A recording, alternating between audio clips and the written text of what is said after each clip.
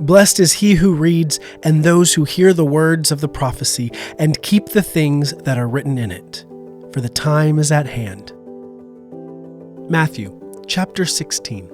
The Pharisees and Sadducees came and, testing him, asked him to show them a sign from heaven. But he answered them, "When it is evening, you say, 'It'll be fair weather, for the sky is red.' In the morning, 'It will be foul weather today, for the sky is red and threatening.' Hypocrites!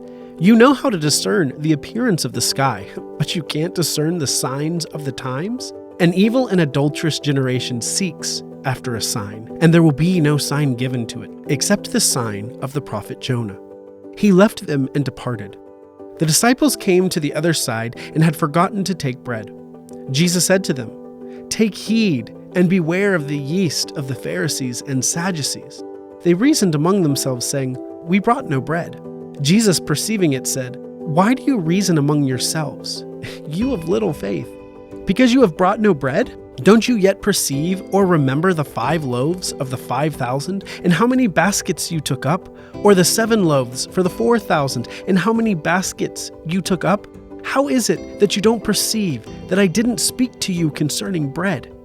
But beware of the yeast of the Pharisees and Sadducees."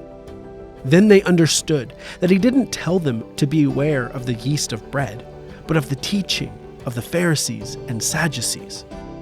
Now when Jesus came into the parts of Caesarea Philippi, he asked his disciples, saying, "Who do men say that I, the Son of Man, am?" They said, "Well, some say John the Baptizer, some Elijah, and others Jeremiah or one of the prophets." He said to them, "But who do you say that I am?" Simon Peter answered, "You are the Christ, the Son of the living God." Jesus answered him, "Blessed are you, Simon Bar-Jonah, for flesh and blood has not revealed this to you, but my Father who is in heaven. I also tell you that you are Peter, and on this rock I will build my assembly, and the gates of Hades will not prevail against it.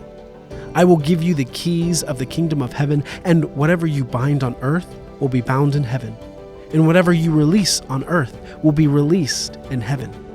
Then he commanded the disciples that they should tell no one that he was Jesus the Christ. From that time, Jesus began to show his disciples that he must go to Jerusalem and suffer many things from the elders, chief priests, and scribes, and be killed, and on the 3rd day be raised up. Peter took him aside and began to rebuke him, saying, "Far be it from you, Lord. This will never be done to you." But he turned and said to Peter, "Get behind me, Satan. You are a stumbling block to me, for you are not setting your mind on things of God, but on things of men."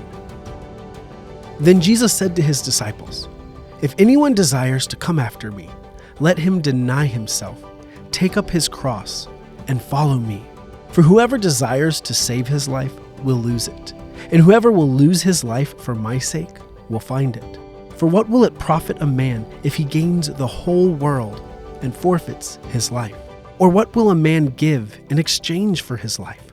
For the Son of Man will come in the glory of his Father with his angels, and then he will render to everyone according to his deeds. Most certainly I tell you, there are some standing here who will in no way taste of death until they see the Son of Man coming in his kingdom."